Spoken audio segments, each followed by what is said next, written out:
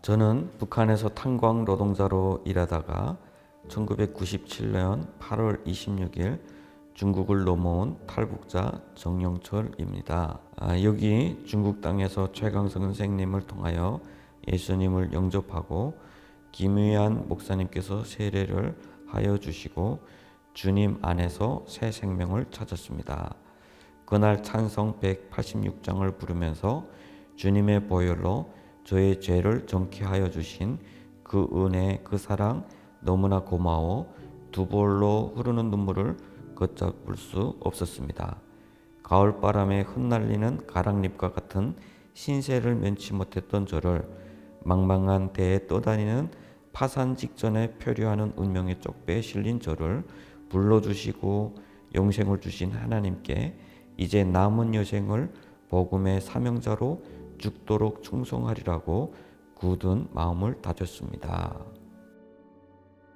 좀 전에 제가 읽어드린 이 편지는 우리 저하고 함께 예수님을 영접했던 정영철 선생이 울산에 있는 어떤 목사님에게 쓴 편지 내용 중에 일부입니다. 저는 오늘 정영철 선생님에 대해서 이야기를 하고자 합니다. 정영철 선생은 제가 99년 8월 달에 저희 아버님이 살고 계시던 그 산 속에서 만나게 되었습니다.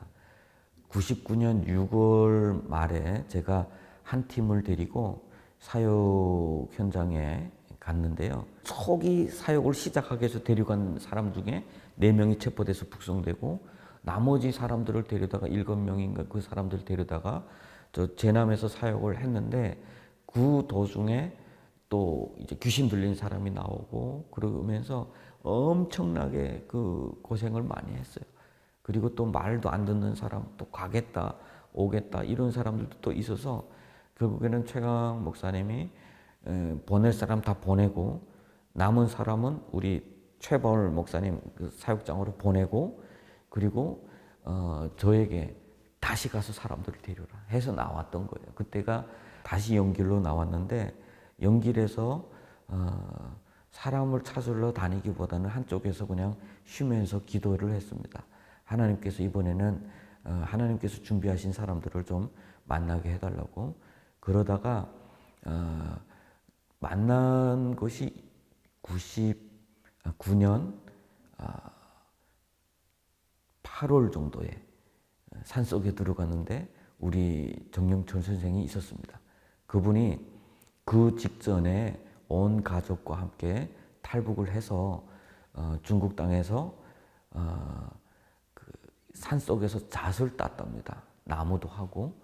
그러다가 중국 공안이 어떤 사람들의 신고로 중국 공안이 덤벼들어 아내와 자녀들을 모두 다 강제로 북송을 하고 그때 살아남은 그 장인 장모 그리고 그 가족들 그리고 우리 정영철 선생이 그곳에서 피신을 해서 산속에 들어가서 일하다 보니까 피신을 해서 저희 부모님들이 살고 있는 그 산속에 와 있었다고 했습니다.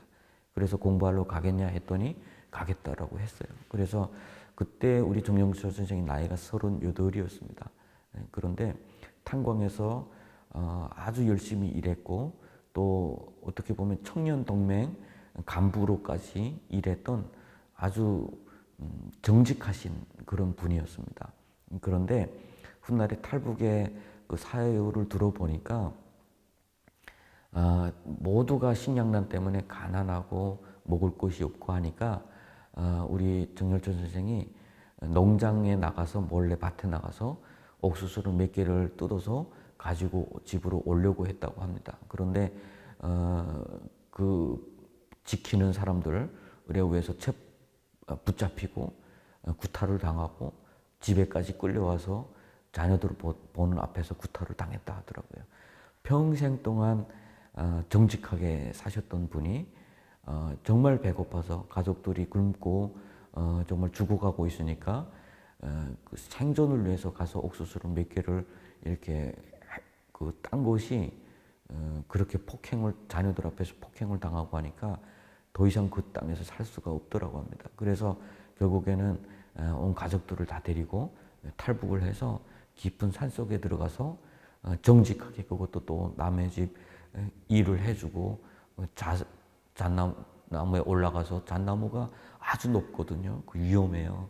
그래서 거기에 올라가서 잣을 따주고 그런데 또 그 동네 누군가가 그렇게 좋은 일꾼이 와서 일을 해주니까 시기해서 신고를 한 것 같아요. 그래서 또 부인과 그 자녀들 다 북송되고 그렇게 홀로 와 계신 거죠. 그래서 8월 말에 저하고 같이 출발을 해서 수촨성 총두라고 하는 지역에 가서 저의 2기 사역이 또 다시 시작이 됐습니다. 그럴 때 정년춘 선생을 비롯해서 여러 명이 저하고 저보다는 다 나이가 많으신 분들이었어요.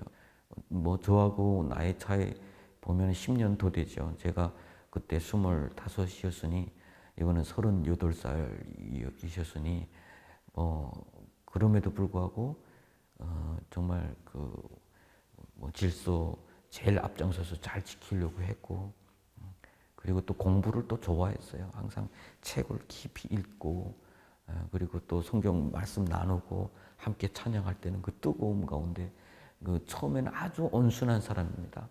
온순한 여성스럽다고 할 정도로 온순한 사람이에요. 그리고 아주 이 부끄러움을 많이 타는 분.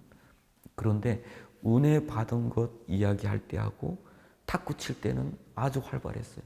탁구도 또 아주 잘 치셨거든요. 그래서 그때는 아주 활발했고 은혜 받은 것 나눌 때 자기가 은혜 받은 것 고백할 때 설교할 때 그때만큼은 아주 확실하고 따뜻하고 뜨거웠어요. 그런 또 분이었는데 그래서 저는 정 선생님을 너무 좋아했어요. 그리고 이분은 아주 정직했습니다. 그리고 철저했어요. 칼같이. 정직하게 했다라고 하는 것은 그게 두 가지예요. 첫 번째는 사역의 질서, 그리고 사역의 방법을 그대로 유지한다. 우리 최강 목사님이 사역하시면서 처음에는 뭐 말씀 이렇게 가르치기도 해보고 뭐 여러 가지 방법 해보다가 성경 통독이다라고 하신 후에는 앞으로 모든 사역은 이렇게 갈 거다라고 해서 우리가 배출이 됐어요. 그러면 우리도 그 방법대로 진행을 했거든요. 그러면 3기 사역도 그 방법대로 진행되는 것이 맞는 거죠. 내가 리더라고 해서 넌 다른 방법으로 할 거야. 이렇게 한 경우들도 있어요. 또 너무 힘들어. 우린 이런 방법으로 하자. 이런 분들도 있었어요. 근데 결국은 모든 사역은 잘 끝나지는 못했습니다. 그런데 우리 정영철 선생 사역장에 가보면 언제 가봐도 늘 일기 사역장과 같았다. 거의 뭐 시간이 흘러왔지만 이분은 그것에 대해 철저했다. 두 번째, 재정에서 철저했다. 모든 사역은 우리가 쓸 수 있는 이 정도면 우리가 사역하면서 했던 경험에서 매주 이 정도면 충분히 쓸 수 있다라고 하는 비용의 최대치를 드리는 거죠. 그러면 이것을 그대로 한 주 동안 다 쓰면 필요한 거 다 쓸 수 있어요. 그리고 우리 형제들도 그곳에서 뭐 충분히 잘 먹고 또 뭐 필요한 것 이제 가져다가 어느 정도 쓰면서 살 수가 있어요. 그렇지만 여기에서 정직하지 못하면 사역이 가난해지는 거죠. 사역장이 궁핍해지는 거예요. 그러면 안에서 문제가 또 생기기 시작을 하게 되는 거죠. 그런데 우리 정 선생님은 매번 가져다 줄 때마다 저도 그 모든 장부를 기록했는데 이분도 모든 장부를 다 기록하고 철저하게 그 반점까지도 다 계산을 해 주셨어요. 그래서 저는 정 선생님 하면 떡 떠오르는 것이 이분은 정직합니다. 정직함이에요. 그리고 절대로 자기가 하고 있는 그 사역에 대해서 타협을 하지는 않는다라고 하는 부분이에요. 그리고 거기에서 정말 많이 회복이 돼서 사역을 하는 도중에 많이 회복이 돼서 정말 그 과거에 가지고 있던 그런 아픔과 상처가 많이 회복이 됐죠. 그러면서 북송된 아내와 자녀들을 위해서 늘 또 기도를 하고 있었습니다. 그러다가 파송이 되어서 아들을 정말 길거리에서 아들은 또 그 다시 죽도록 고생하고 온몸에 그 옴을 얻어가지고 탈북을 해서 길거리에서 그 우리 정영철 선생은 파송돼서 나갔다가 형제들을 모집하러 다니다가 길거리에서 그 자기 아들을 만나게 된 거예요. 정말 그 어떻게 보면 바다에서 바늘을 발견하는 것처럼 그런 거거든요. 그런데 하나님께서 주의 일을 위해서 또 그렇게 헌신하고 열심히 하시는 우리 정열천 선생을 위해서 또 아들을 또 이렇게 찾게 해주시고 또 그래서 아들과 딸을 데리고 우리 최강선 목사님 그 사육장에 오셔서 권사님과 또 사모님이 이 자녀들을 또 돌봐주셨죠. 한때 여기 프로그램에도 나왔을 거예요. 우리 정하민 전도사님이신데 그 아버님이 정말 그렇게 훌륭하신 그 분이었습니다. 좀 전에 고백처럼 찬송가를 불러가면서 주님의 보혈은 정하고 정하다라고 하는 그런 찬송가를 부르면서 자기의 이 죄를 씻어주신 주님, 그래서 이제는 자기가 남은 여생을 바쳐서 죽도록 충성하겠다라는 그런 고백을 했어요. 그리고 이분은 그 자기 이름, 일단은 우리는 그 원칙적으로 그 안전을 위해서 이름을 하나씩 이렇게 다 나누잖아요. 그래서 뭐 순교자 이름을 다 나눠 가지는데 이분은 자기 이름 그대로 쓰겠다고 했어요. 아주 그것도 또 특이한 중에 하나예요. 자기 이름에 대한 그리고 어떻게 보면 자기는 죽을 거 각오한다. 뭐 이런 고백이기도 해요. 이러면 왜냐면 안전 때문에 이렇게 이름을 바꿔 쓰는 건데 이분은 자기 이름 그대로 쓰겠습니다 해서 시작도 정영철이었고 순교할 때도 정영철로. 우리 정 선생님은 마지막 북송되었을 때도 여기서 지도자들 일어나라 할 때 제일 처음에 일어난 사람 중에 한 사람이에요. 그리고 이렇게 지도자들은 따로 정송에 있는 보이부 그 집결소라는 곳이 있었어요. 그때 우리 사역자 중에 한 분이 그 보이부 정송 집결소에 있었거든요. 그래서 이분들에 대해서 훗날에 와서 알려줬는데 이분들이 그 집결소에 가서 있는 동안에 그 다른 분들보다 이분이 더욱 담담하더래요. 주님 앞에서 담담하고 나는 이제는 뭐 한도 없다. 나는 더 이상 여한도 없고 중국에 들어가서 나는 주님을 만났고 우리 자녀들 다 중국에서 이렇게 좋은 경험 다 시켰고 나는 이제는 더 이상 뭐 바랄 것도 없다. 그렇게 아무런 생에 대한 그 애착을 가지는 순간 마음이 흔들리잖아요. 근데 이분은 그거 다 내려놓고 오히려 담담하게 거기에 있더라고 하는 거예요. 훗날에 그곳에서 구치소에 같이 있던 사람이 다시 탈북해서 제가 한국에 보내주려고 이렇게 모집을 했을 때 그분이 와서 자기 잡혀있는 사람 봤다 해서 이름을 물어보니까 그때는 이름 알고 있더라고요. 그래서 같이 있었구나라고 하는 것을 알았는데 그래서 우리 정영천 선생이 정말 주님 앞에 갈 때까지 저렇게 담대하게 가셨구나라고 하는 것을 많이 느꼈죠. 그런데 좀 마음이 아팠던 것은 체포되어서 이제 강제적으로 그 소환해서 강제적으로 북송돼서 이제 체포돼서 수세, 족쇄 다 차고 그때는 열차 하나를 내서 우리 그 분들을 다 싣고 나갔거든요. 싣고 나가다 장춘에서 화장실을 이제 갈 때 한 사람씩 데리고 가야 되니까 군인이 2명씩 이렇게 잡고 수세를 차고 화장실을 갈 때 그때 그 같은 기차를 타고 나온 것이 그때 체포되지 않았던 아들하고 딸이었거든요. 그럴 때 아들하고 딸하고 눈길을 딱 이렇게 마주쳤대요. 그럴 때 그 눈 속에서 그때 우리 정하민 전도사님이 이야기를 하는 거 보니까 그 아빠의 눈 속에서 왜 여기 있느냐, 빨리 다른 곳으로 가야 된다라고 하는 어떤 그 말이 마음에 그렇게 들려오더래 마음속에. 그러면서 그때 그 마음은 또 어땠을까? 그 아들, 딸 바라보는 그 마음은 어땠을까? 뭐 그때 좀 사실은 마음이 좀 아프더라고요. 실질적으로 자녀들 앞에서 옥수수 몇 자루를 이렇게 훔쳤다고 해가지고 두들겨 맞았던 우리 정 선생이었는데, 또 이렇게 체포돼서 끌려나가는 모습을 자녀들 옆에 보여줄 때 마음이 참 아팠겠다라는 그런 생각이 사실은 들었습니다. 그래서 좀 그 소식을 들을 때 좀 마음이 많이 아팠고, 또 체포되었을 때 그 많은 사람들, 북한에 나가면 안 되는 사람들이 리더였던 사람들은 꽤 많이 있어요. 많이 있었는데 그때 뭐 우리 김성근 목사님도 있었고 뭐 우리 뭐 여러 명이 있었거든요. 그런데 그 중에서 정말 살려야 될 사람 이렇게 명단이 있었어요. 그래서 첫 번째는 성근 목사님이 그때 당시 사역을 전체적으로 다 돌봐왔던 사람이니까 있었고, 두 번째 뭐 다른 분들도 이렇게 있었는데 아쉽긴 하더라고요. 그때 우리 정 선생도 살릴 수 있었으면 좋았을 걸. 그런데 결국에는 지금 살린 사람도 기적처럼 살렸어요, 사실은. 우리 최강 선교사님이 다 같이 체포됐을 때 그 간부한테 이야기했어요. 최대한 좀 살려줬으면 좋겠다. 그러니까 중국 체포했던 그 공안 간부죠. 그러니까 그러면 한번 살려는 보겠다.